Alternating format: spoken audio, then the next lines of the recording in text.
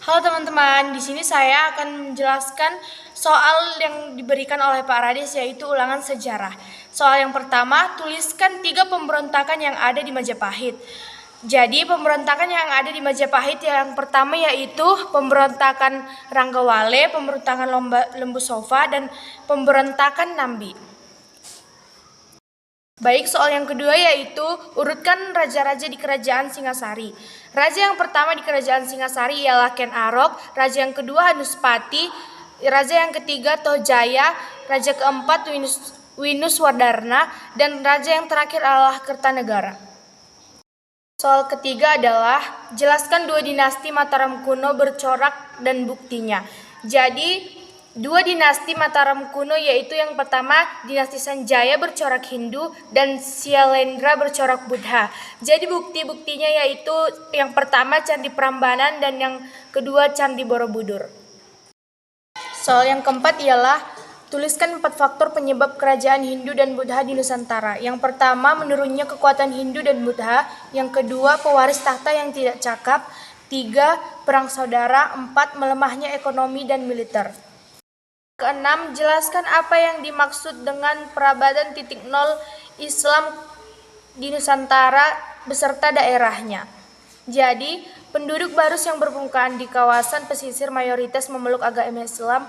Mereka sehari-hari bekerja sebagai nelayan dan pedagang. Sementara untuk warga non-muslim menempati kawasan tengah kota Barus. Di Barus terdapat sejumlah makam yang ditengarai sebagai salah satu bukti awal masuknya Islam di Nusantara. Di antaranya makam Mahligai dan makam Papan Tinggi.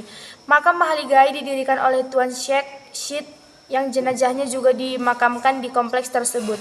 Juru makam Makaligi Farudin menentukan berdasarkan penelusuran dan sejarah di tulisan batu nisan makam. Terdapat batu nisan Tuan Sheikh Rukunuddin dan tertulis wafat pada malam 13 Syaraf tahun 48 Hijriah abad ke-7 Masehi dalam usia 102 tahun 2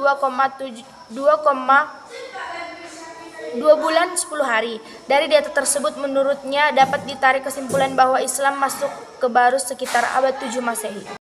Pertanyaan yang ketujuh, jelaskan mengapa agama Islam mudah diterima. Yang pertama, syaratnya mudah. Yang kedua, agama Islam tidak memiliki kasta. Yang ketiga, cara dan biaya beribadahnya sederhana. Yang terakhir, agama Islam itu tidak memaksakan kehendak.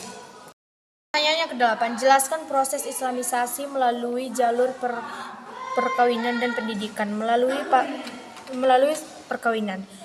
Saluran perkawinan adalah salah satu cara penyebaran Islam di Indonesia. Pedagang muslim yang menetap ada yang menikah dengan putri raja atau putri bangsawan setempat karena kedudukan pedagang ini terhormat di mata masyarakat. Melalui pendidikan. Islamisasi melalui jalur pendidikan yaitu dengan adanya pesantren ataupun pondok dan dilaksanakan oleh para guru agama, kial atau para ulama. Soal yang ke-9, jelaskan proses islamisasi melalui perdagangan dan politik. Melalui perdagangan. Perdagangan yang terjadi antara muslim dan perdagangan Indonesia mengharuskan para pedagang muslim untuk singgah dan membentuk pemukiman. Dari sinilah dimulai kegiatan dakwah dan pendidikan informal mengenai Islam yang kemudian mempermudah islamisasi di Indonesia. Islamisasi melalui politik yaitu kerajaan-kerajaan yang awalnya bercorak Hindu Buddha ditaklukkan untuk kemudian dibentuk menjadi kerajaan Islam. Dan ke-10, jelaskan proses islamisasi melalui tasawuf dan kesenian. Menurut tasawuf, yaitu jalan atau cara mendekatkan diri kepada Allah untuk mencari ridha Allah.